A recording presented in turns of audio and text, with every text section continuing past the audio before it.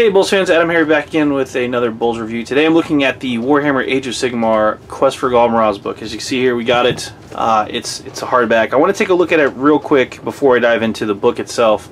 I want to take a look at it just from a production standpoint. As you see, this book, of course, is hardback. There's the front, there's the back.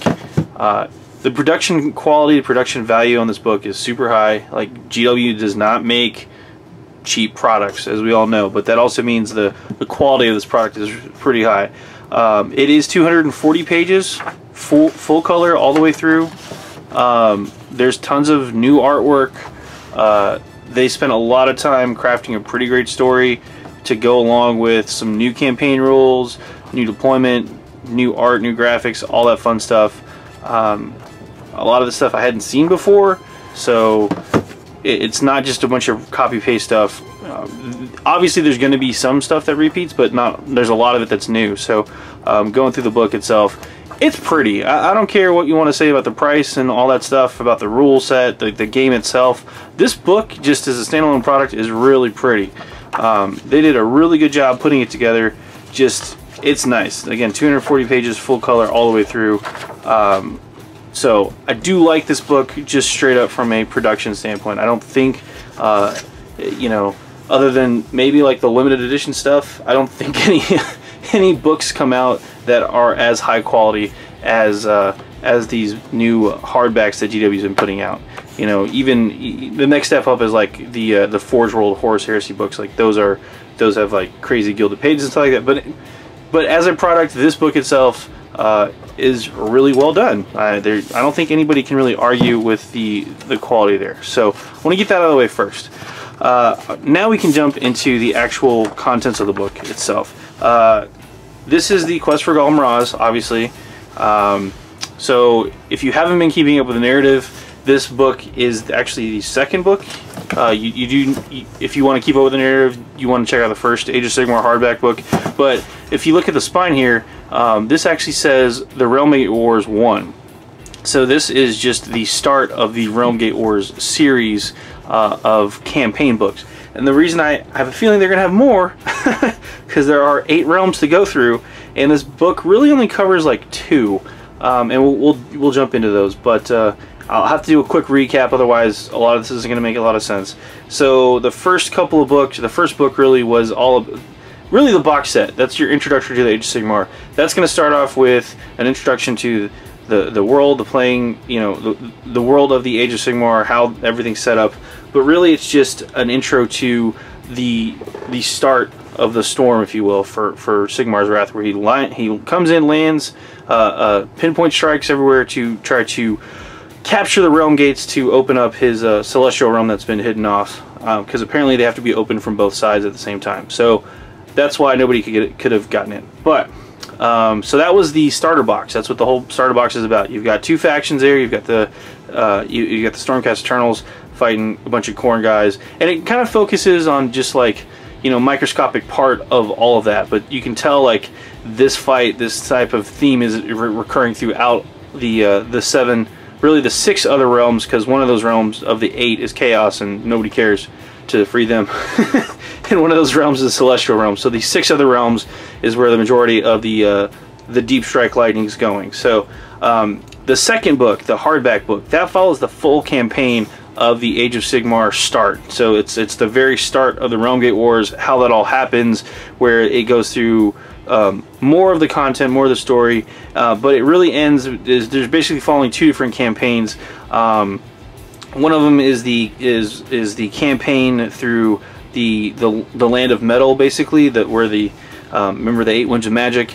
Yeah, so this is the lore of magic. This is where that realm is, and there's a Tzeentch sorcerer who has basically, what they come to find at the very end is he's captured, or he's found, or he's hidden, or he's trying to tap into Ghal Maraz, and his fortress is in the realm of metal. So that's kind of where this book picks up. The other half of the book deals with the realm of life. Again, this is the forest spirit realm, Treekin, Dryad, stuff like that.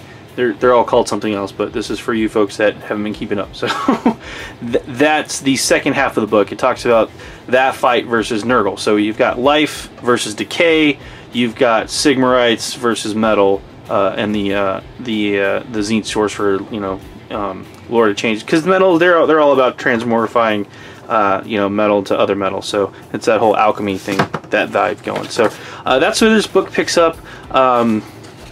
Again, it does a quick recap for you. I'm not going to flip through the whole book, but we do get reintroduced to Vandus Hammerhand again and his crew. He actually kind of died. He came back. So that's what's going on there. This book also does a lot of going back and forth between the timelines. So a lot of folks saw this image, this image and the other one coming up here, and thought, see, look, the greater demons are back, or the you know, the Chaos Lords are back, or whatever. So I just want to clarify this real quick. This whole section talks about Sigmar's last major battle during the start of the Age of Chaos, back when he had a full alliance with everybody, and this is basically talking about him punking out the Khorne. This is the army of Angrath. Then we've got this guy over here, the Great Unclean One. I think it's Fecalox. It's gross. And then we talk about the Keeper of Secrets, Lucius the Keeper, first to call herself Slaanesh. Slaanesh is missing. He's not dead per se, but the Chaos God Dark Prince, known as Slaanesh, is missing as of right now. So not dead, just missing. I want to clarify that. And then last but not least, Sigmar punked out a Keeper of Secrets as well, which the name escapes me. But that's what these pictures are there to show off and represent. So for all you folks that are like, look, Slaanesh is still around, not really, kind of, but not really. So that's what they're just showing those off real quick. This picture is showing Sigmar kind of inner age. Archaon has become the major general of all of the Chaos forces. Basically, he's united them. This again at the start of the Age of Chaos. Man, this picture is Sigmar throwing Ghal Maraz at Archaon because he knows the Great Shatterer, Archaon, is really good in a duel. So the Destroyer of Worlds was deadliest in a duel. So he's basically trying to take a preemptive strike. He throws it at him. Turns out it actually wasn't Archaon. It was a Zinch Mirage image, and it was actually, he just tossed Ghal Maraz through the void, basically. So there was a rent in reality from where all the demon hordes are flying out of, and he just tossed his hammer straight through the void. So you could tell he was like, oh crap, that was a mistake. So so they're all laughing. They're like, haha, we got you, fooled you Sigmar. So that's basically the turning point. That's the start of the Age of Chaos, when that battle is all but lost. Again, he had this big alliance with even Gorka Morka, Nagash, you know, everybody, all the Tyrion and Teclis, and everybody was in this big alliance together, and oops, my bad. So this was kind of like, he lost his big Warhammer, and he was sad. We go through the Realmgate Wars real quick. It talks about the different things, so what they're going through, and then it jumps forward again back to the current story. So that's what those pictures were all about. We keep going. This book is really neat because it actually goes through, and again, it talks about the story. You have a ton of story, and then it talks about when you get to a kind of a break in the story, it'll actually pull up campaign setup for you. So we get a ton of backstory about what's going on. Basically, Vandus Hammerhand and another set of this is the Heldenhammer Crusade. Another set of Stormcast Eternals. There's actually 12 Storm Hosts is what they're called, Storm Hosts. So they're actually assaulting this really cool area. So and they're all working together, and it's actually a really cool thing. I mean, you have the different, I guess they're called chambers, but we all know we want to call them chapters. So, but that's how that goes down. And this again is in the realm of metal, basically, with the Alchemist Moon and stuff like that. So, and they're fighting to get to the fortress. So I don't want to spoil it everything, but I am going to spoil everything. So if you don't want to get spoiled, you don't want the story spoiled, you should stop now. Bump the camera. But basically, at the very end of all this,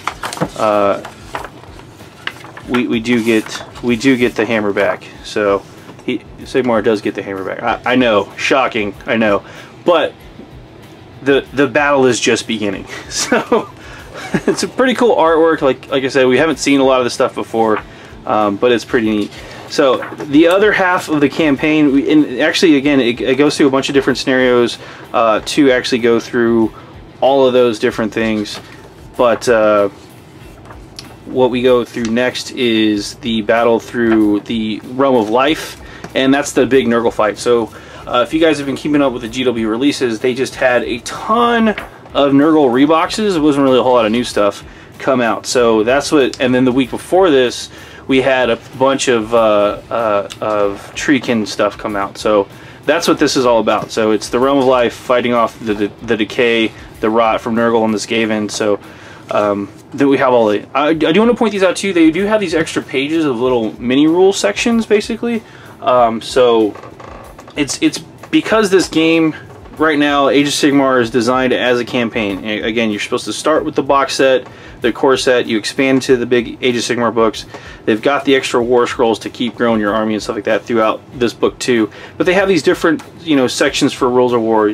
For instance, this is the Rot, Water, Blight, Triumph. So if you win a major victory during this, you can roll on the table into the Triumph table in the Age of Sigmar rule set. So you're supposed to do some record keeping. You're supposed to play through the campaign, you know, multiple times or whatever, with different armies and different factions and stuff like that. But it has different effects in game and stuff like that. So and they have one of those as well for the